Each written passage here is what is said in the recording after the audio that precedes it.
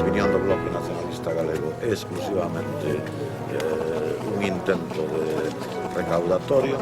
Desde o noso punto de vista é absolutamente injusto, ¿no?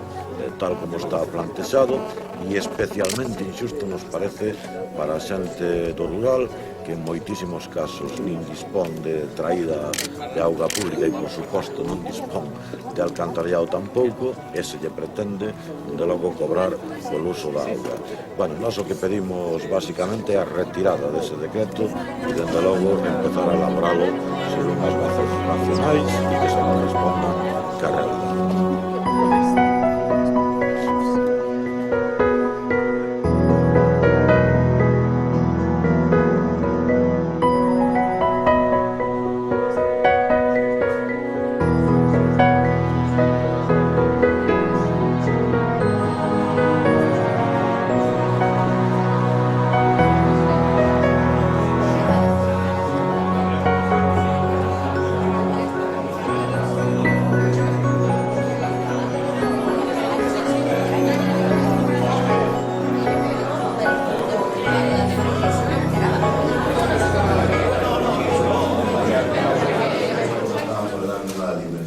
Galega a un problema que efectivamente vai afectar a moitísima xente deste país e basicamente a xente que vive ou vivimos en zonas non urbanas, non rural, non?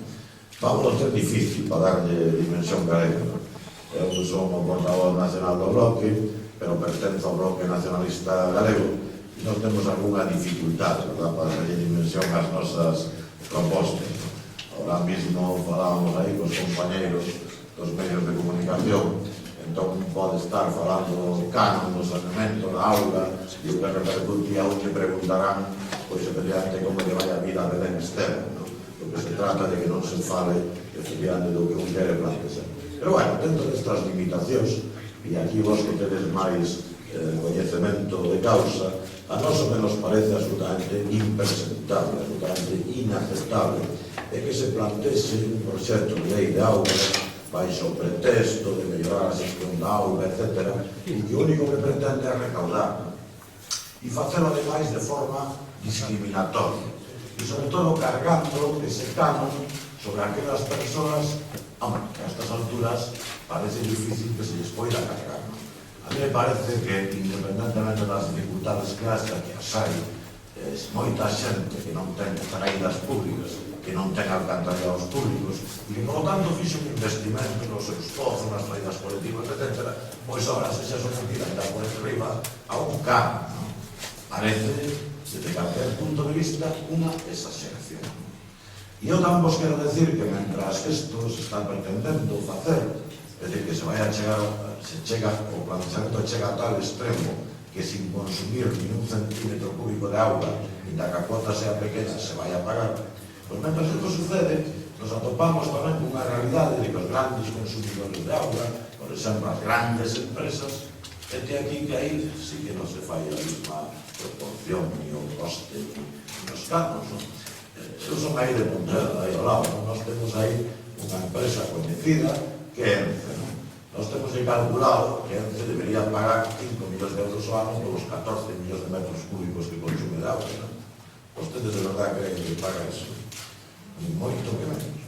Por lo tanto, ante unha situación que é unha evidencia, ante a realidade así que é moi chamativa, verdad? Porque ten pouca repercusión nos medios de comunicación, pois eu creo que colectivamente, nós de logo, como grupo político faremos, pero non a colectividade, nos debemos, eu creo que exigir que se dé marcha atrás a este proxecto de lei. Por lo tanto, que se retire, e que se elabore, pois outro, que ande máis racional, máis, en fin, menos injusto que a maioría da xente, que é o que menos que se lle pode pedir a un goberno.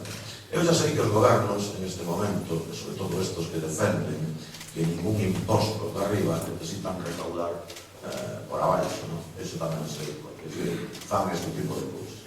E antes, cando non se pon imposición aos que máis tenen, cando o señor Botín e compañía se libran de calquer tipo de imposición, pois hai que buscar a recaudación pola vía da maioría social, non? E así tanto ten subir o IBE como poñer o canon da auga, non?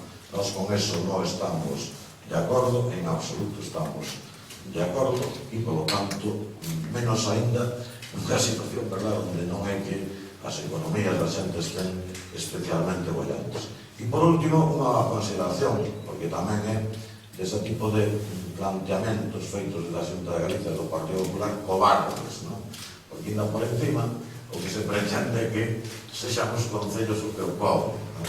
De maneira que o imposto colocan eles, os concellos o recaudan e todos nós acabemos botando a culpa ao concello de turno, non?